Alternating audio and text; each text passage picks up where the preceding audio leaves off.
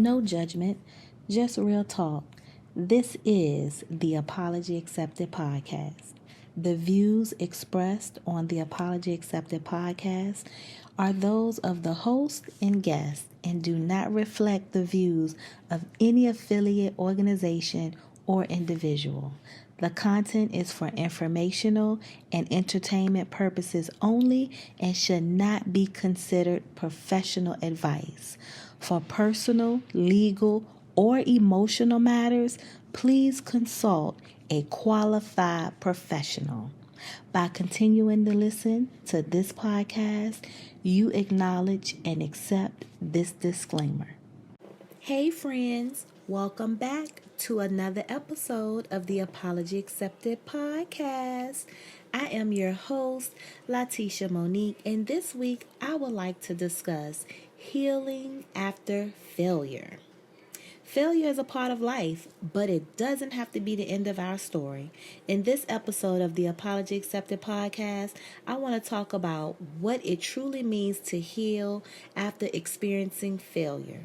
Whether it's a missed opportunity, a broken relationship, or a personal setback, learning how to move forward is the key to growth. We'll explore the emotions that come with failure, how to shift our perspective, and ways to turn disappointment into motivation. Healing isn't about ignoring the past, it is about accepting it, learning from it, and giving yourself permission to move forward. Let's talk about it. What is failure? Well, of course, I went to Google, okay? And Google simply says failure is lack of success. And we've all been there before with lack of success. So that means we all have experienced some type of failure. One day I was listening to I'm saying a documentary, but someone was speaking on Oprah Winfrey. And they were talking about how she was fired from her first TV job. Not only was she fired from her first TV job, but she was told that she wasn't fit for television. Like, not only do you fire somebody, but to tell them they ain't fit was totally disrespectful. I mean, totally. But then what did Oprah do with that information? Because I'm not saying that she didn't have a moment where she sat in those words after hearing them, because you can't unhear what you heard. So she probably sat in that and felt like a complete failure. Like, how do you take those words and use them as motivation? That was difficult. But she did. She used those words as motivation to build her own platform and become one of the most influential media personality people that we've seen today. And I've seen some of Oprah, back in the day photos. And yes, she did not look like what television was trying to portray and promote. And that's why she was told what she was told. However, she did not allow that to define her, but I know it was hard days because nothing that she did came too easy. Now, I know we done heard right many stories about Oprah, but starting off, before she started meeting these other peoples and shaking hands and becoming partners and so on and so forth, she definitely had to come up with her own plan and how she wanted herself to look years to come. And she did a good job of that. Why do we sometimes see failure as the end rather than a stepping stone? It's always that initial shock, I'ma say, of, oh my God, I failed. You didn't pass. You got a low score. You didn't make the cut. You didn't get the job. That initial thought of, I didn't get it, I didn't make it, always sends us into negativity first. and we start downplaying ourself, our worth, our ability to be able to do moving forward. How can we shift our mindset from I failed to I've learned? So, what can we do? We can allow ourselves to feel disappointment, feel the frustration, feel the sadness without suppressing it. Sometimes we sit too long in our disappointment and frustration and sadness. And that's how depression starts to form, because we can't really get ourselves out of that feeling. Like, how many of you ever received bad news, meaning, okay, you didn't get the job, or you didn't get the part, or you didn't get approved? That'd be me right there. You are denied. Anyway, how many of us sat in that answer that we received so long that we became just one of these negative minded thinking people when it came down to anything that looked like that? And what I mean by that is, you might have went up for a promotion at work, or went up for a different job at work, and you didn't get it. How long did you stay working for that same company, but because you did not get it the first time or the second, maybe even the third, that you never went up again for any other position, even though you felt like you might have been a good candidate, or you were definitely qualified? How many times have we just sat in spaces just because we were disappointed before, so we don't want to feel that disappointment again? I'm pretty sure all of us experienced that at some point. So what did we do?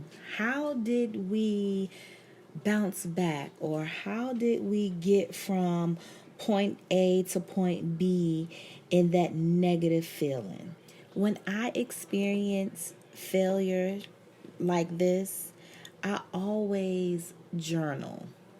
For me, I found that journaling helps. It definitely helps. And it's not, everybody's cup of tea.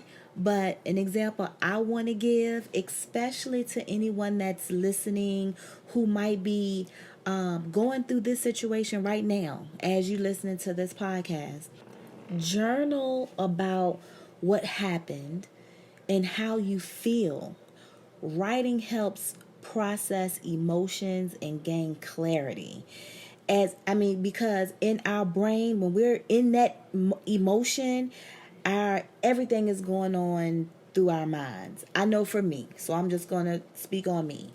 When I am in situations where I have faced some type of failure, my mind gets so overwhelmed with the negativity.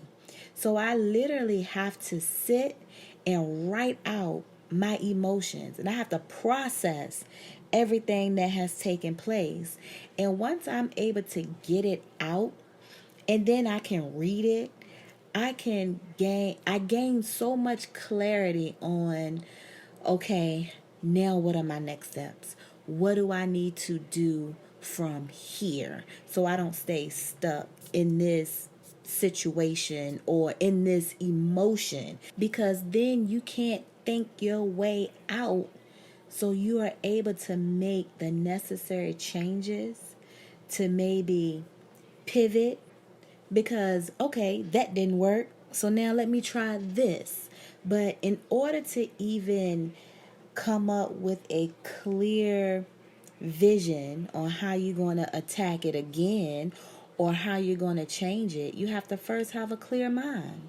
You have to have a clear mind, because if you try to change something holding on to the negative thought of the failure, then you're not going to give yourself all of you to know how to get to the next level or change what you need to change. You have to be clear so you can reframe the negative. Instead of seeing failure as a personal flaw, because we do, when we fail, we take it very personal, of course. But we have to view it as a learning experience. Because Oprah said, all right, you're going to fire me and you're going to tell me that I'm not fit for television. All right, I'm going to go out here and I'm going to create my own lane. Because Oprah was in a lane for years by herself. She said, I'm going to create my own lane. I'm going to have my own platform. And then I'm going to show you. Now, I'm not sure how long Oprah sat in that negative space. Because I know, that was a thing for her. Not sure how long she sat in it. But she definitely did not stay in that negative space. She came out and said, you know what? I'm my own boss. I'm going to do it my way. I'm going to create a space to hire others, and I'm going to show you guys how it's done. One thing we have to make sure we do when we are trying to heal from failure is we have to practice self-compassion. Sometimes we are so hard on ourselves where we are like basically we will beat ourselves up worse than the person that gave us the answer of no. We will beat ourselves up so bad, and then we will take on that vision of I'm not good enough. So what should we do to practice self-compassion? We really need to talk to ourselves like we would if we were talking to a friend. We need to avoid saying stuff like, I'm a failure. It ain't gonna work. I ain't gonna never get. Instead, we need to give ourselves grace. We need to just remind ourselves that, you know what, I gave it my best shot and I learned something valuable. Because once you can talk to yourself in a manner of compassion, it changed the mindset. It changed the vision. You're able to understand. You're able to see things a little bit better. And you're able to adjust and make any change that needs to be made to move forward. Now, with this clear mind, because we refrained from the narrative, we now talking to ourselves and giving ourselves grace, putting all the positivity back into ourselves. And now what do we need to do? It is now that we seek support and guidance. I always, if you follow me on social media, I always talk about seeking professional help. We definitely, at this point where we were able to change that vision, change that mindset, because we've been talking to ourselves, we've been giving ourselves all of our own positive accolades.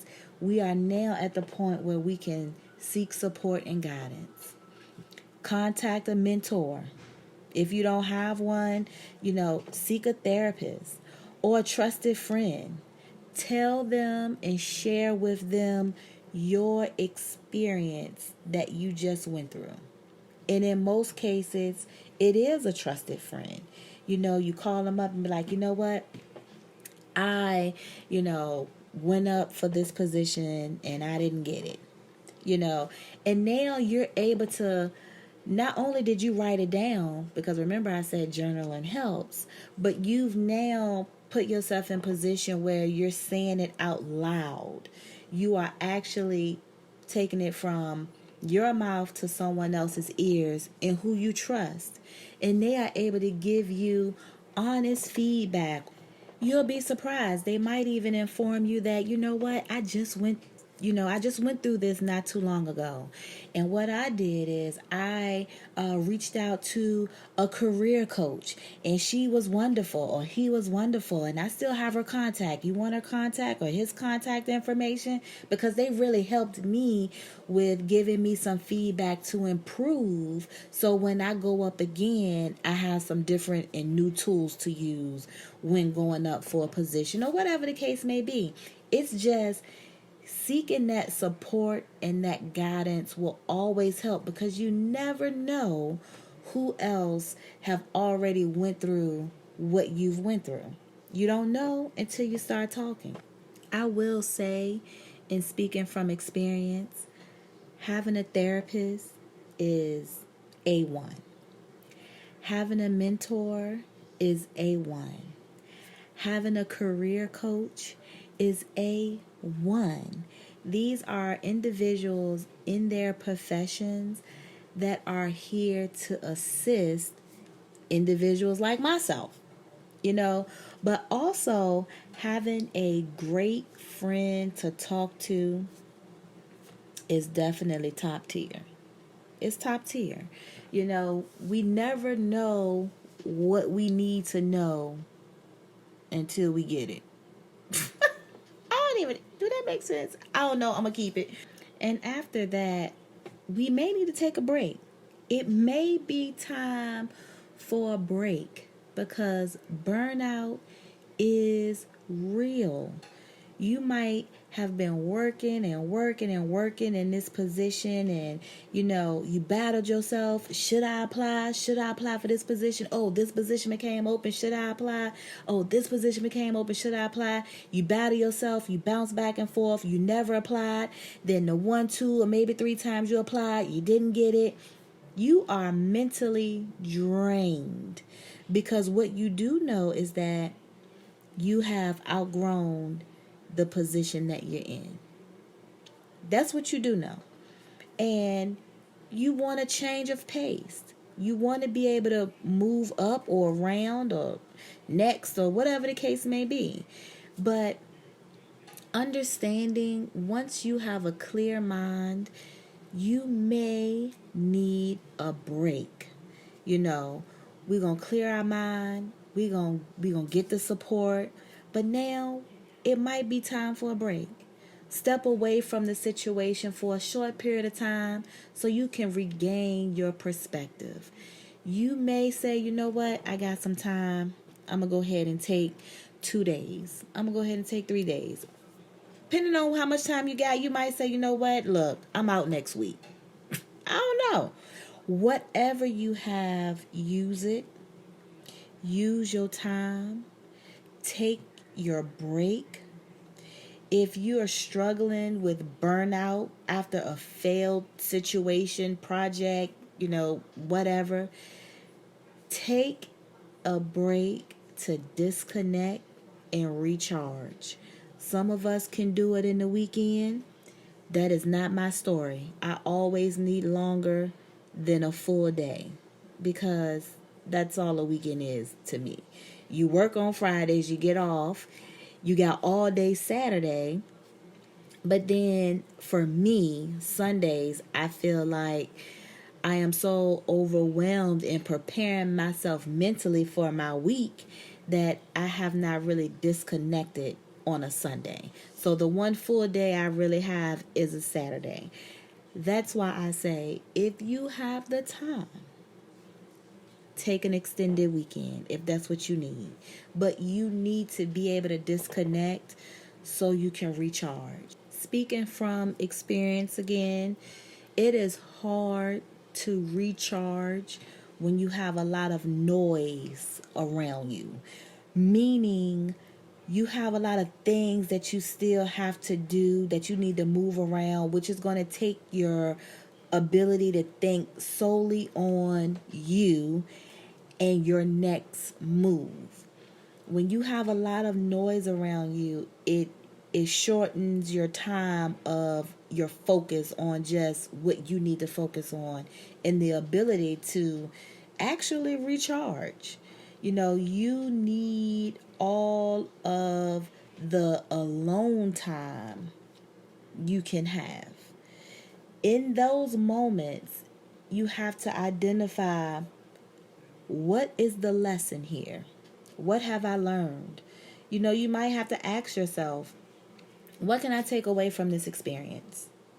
If a relationship didn't work out, reflect on what you need in a healthy partnership moving forward. Like, failure is not just, I didn't get the job. And I know I made that preference because I gave the example of, Oprah Winfrey, only because I just seen it. But nevertheless, failure is in different areas of our lives, so being able to have that moment of, okay, I need to reflect. What have I learned? What was the lesson? What I can take away? Because after that, we want to set small goals, achievable goals, obtainable goals. And we always start, baby steps, they say. Always start off with what you can handle. Regain confidence by setting and completing small goals before jumping into the big challenges again. And sometimes we don't, people be like, well, if I'm going to go big. Great. Okay, cool. That works for some of us. It is not everyone's story to jump off the cliff. That's not everyone's story. I mean, some of us may have to first be like, all right, I'm going to jump off the curb. This little curb right here, boop, I'm going to jump right here. Some of us have to start small with just regaining that confidence back. So you might say, you know what? I'm going to put $20 aside for the next 8 weeks to be able to pay for a career coach. That is a small goal. That is an obtainable goal. And guess what? You're going to have success on the other end of that, because now at the end of those 8 weeks, you're able to say, all right, let me reach out. Let me reach out to a career coach. Let me reach out to a therapist. Let me see if I can find a mentor. That is small success. Now we're going to shift our focus to gratitude and positivity. Remind yourself of your strengths and your past success. Let's never forget our past success, because we've all had that. And sometimes, our past success go, unspoken about again, because we're trying to get to that bigger thing. And sometimes we got to, take it back to, what? All last year, I did well in school, or last year or a couple of months ago, whatever the case may be, I went and applied for classes. I went and applied to this school. Last year, my job had this training, and I was able to pay the hundreds of dollars for it. These are all past success that we sometimes forget to keep in the forefront of us, because it was not only the failures that got us to this point, but it was also our past success.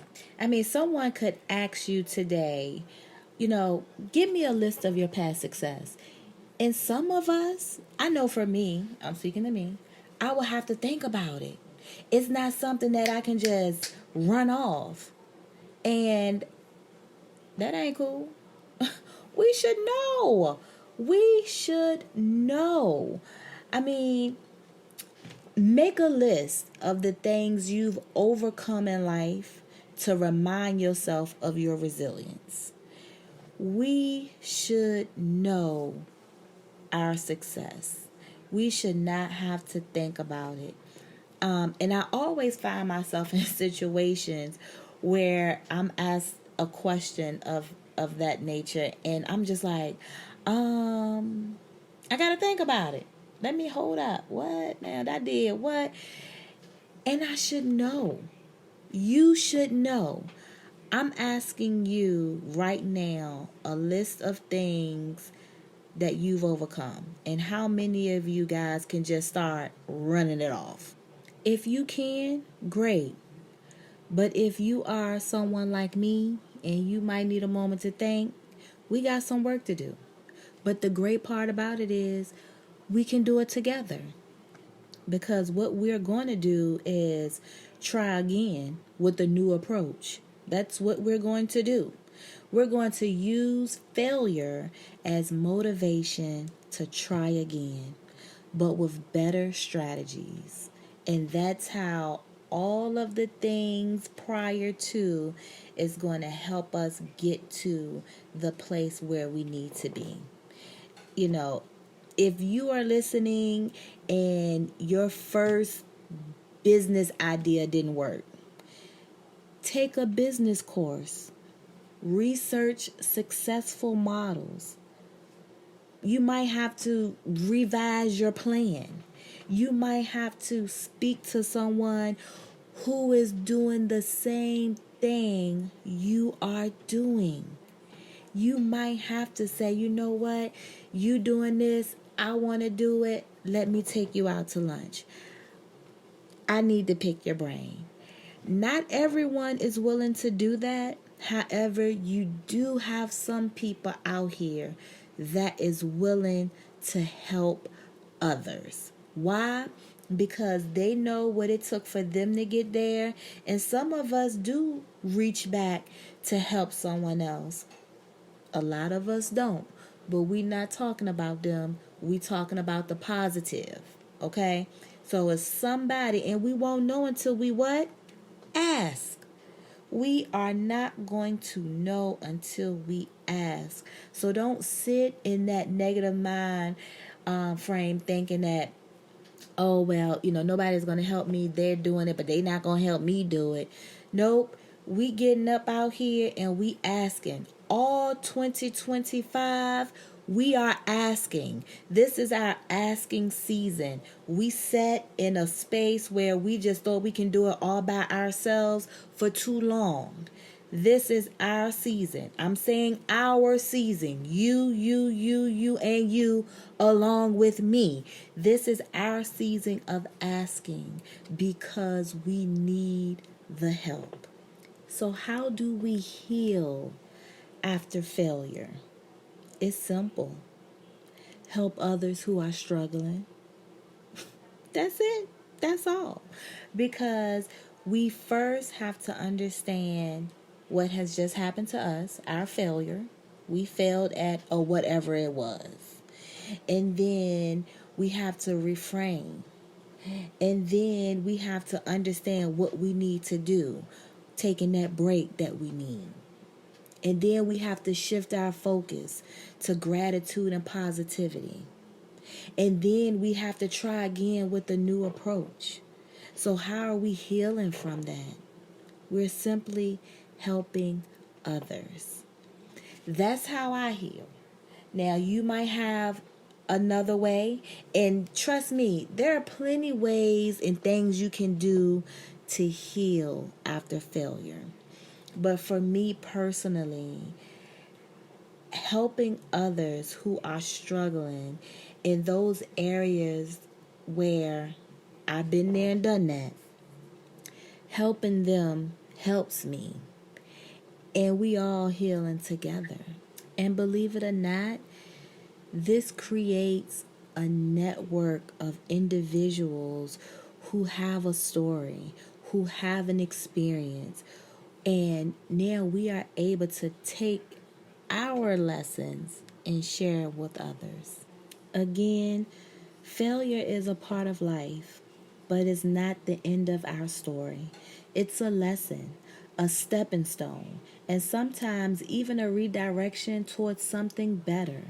No matter what setbacks you face, remember that healing is possible, growth is a must, and you are more resilient than you think.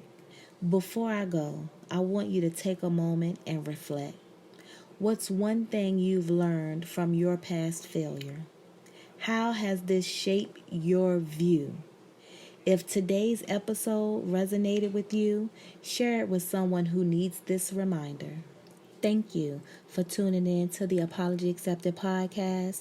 If you enjoyed this conversation, be sure to subscribe, leave a review, and connect with me on my YouTube channel at 2Be Her Now.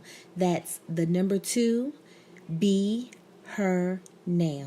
Until next time, be kind to yourself, embrace the lessons, and remember, your past doesn't define you, your comeback does.